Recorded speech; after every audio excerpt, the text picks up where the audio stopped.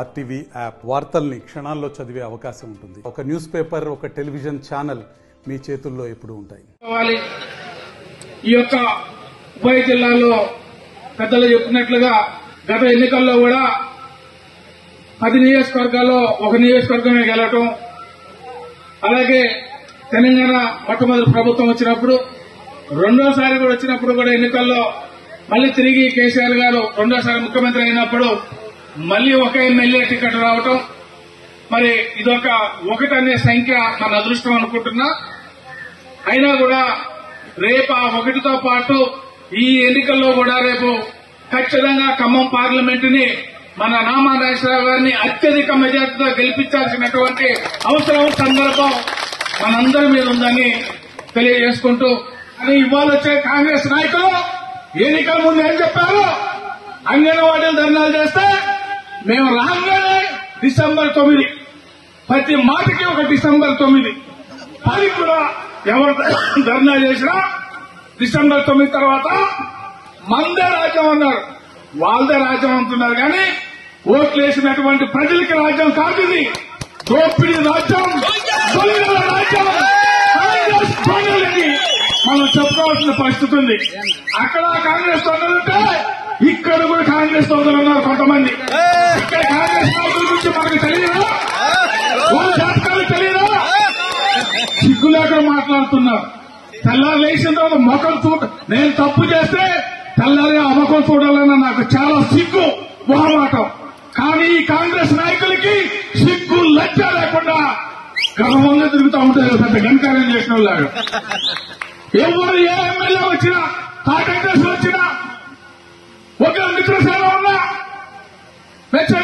ఉన్నా వాళ్ళ దగ్గరకు వచ్చి వాళ్ళ ప్రలోభాలు పెట్టి అన్ని అధికారాలు అనుభవించి ఇవాళ మా మీద లోక మాటలు మాట్లాడే ఆ నాయకులకి ఖచ్చితంగా భవిష్యత్తులో సందర్భం ఉంది. ఎన్నికల ముందు ఆడపిల్లలకి కేసీఆర్ ₹1,00,000 ఇస్తే నువ్వు దాని పక్కన ఏమన్నావు? తులం బంగారం. ఏమన్నా సిగ్గుందా?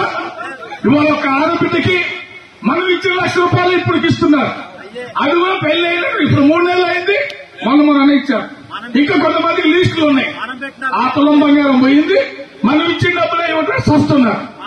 ఇక రైతు బంధు, ఇవాళ రైతు బంధు మన కేసీఆర్ గారు రైతు బంధు అంటే వారం 10 రోజుల్లో ఎకరం నుంచి ఎన్ని ఎకరాలు ఉన్నా కూడా 10,000 ఇచ్చారు. ఇల్లు సిగ్గు లేకుండా ఎకరానికి ఒకసారి,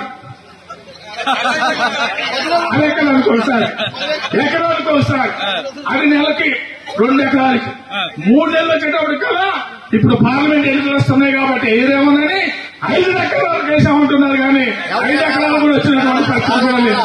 సిగ్గుంటుంది కాంగ్రెస్ నాయకులకి. ఇది మనం అడగాలి. ఊళ్ళల్లో ముసలి పెన్షన్, వామ్మో మనుషులు ఏ మొహం పెట్టుకుని వస్తారో సిగ్గు లేకుండా. కాబట్టి ఈ మనం మాట్లాడుకోవాలి, అడగాల. కాబట్టి దయచేసి గారికి మన ఖమ్మం జిల్లా అంటే అది నామగారి జిల్లా. ఈ నామగారిని అత్యధిక మెజార్టీతో మనం గెలిపించుకోవాలి.